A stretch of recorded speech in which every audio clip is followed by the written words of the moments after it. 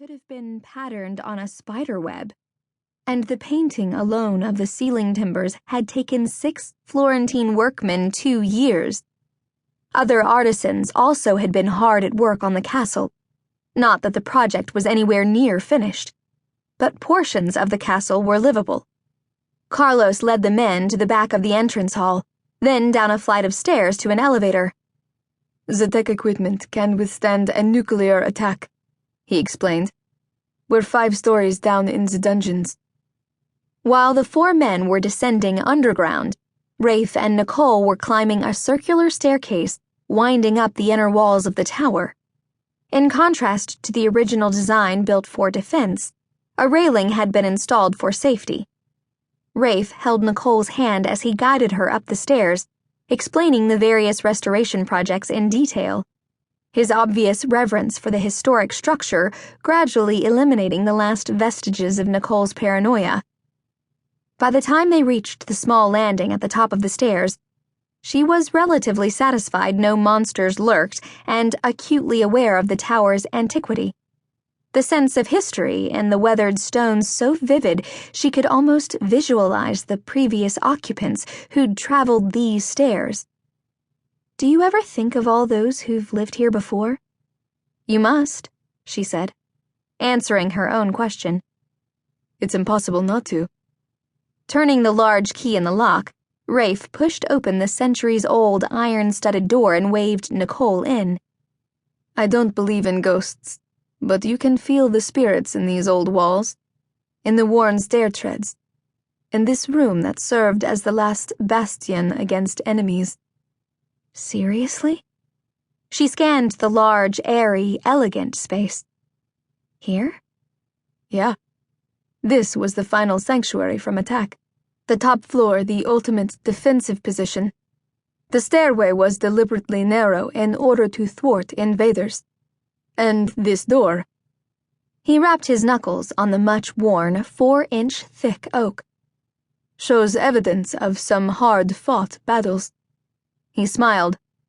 "No sword marks on the inside, though. The castle survived intact until the Venetian palazzo was built in 1507. After that, the Conte's descendants allowed this to fall into decay." He spoke in an inconsequential tone, so she took her cue from him and answered as mildly. "You must have had a decorator," she said, surveying the circular area, carpeted with layers of antique rugs, the walls hung with colorful tapestries, the furniture richly carved, gilded and upholstered in sumptuous Venetian velvets. "This is posh for a medieval interior." "Not in this part of the world.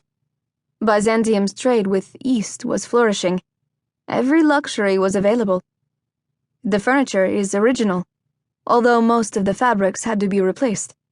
Miraculously, the tapestries were transferred to the palazzo and escaped destruction. Legend has it, the original French Comte had an eye for beauty and extravagance, and lush women whom he'd housed in this, his tower harem." With Nicole's declared misgivings about the tower, Rafe chose not to mention that bit of history. Apparently, the Comte's freebooting life gave him the wherewithal to live in comfort. "Take a look at the view, though," he added, changing the subject. "It's the reason I had this room finished first." Resting his shoulder against the door jamb, Rafe watched Nicole cross the room to the windows overlooking the sea and briefly considered locking the door, shutting out the world with all its lethal consequences and indulging his sexual appetites as the original Comte had. It was only a fleeting thought. Those on Gans's trail were tenacious. They had to be. The price of failure was high. With a soft sigh, Rafe eased the door shut and resolved to forget the precarious future for the next 24 hours and simply gratify their wild, mad, soul-stirring desires until the clock ran out.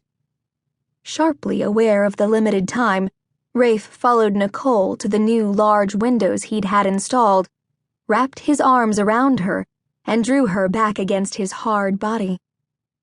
"God, you feel good," he whispered, tightening his grip.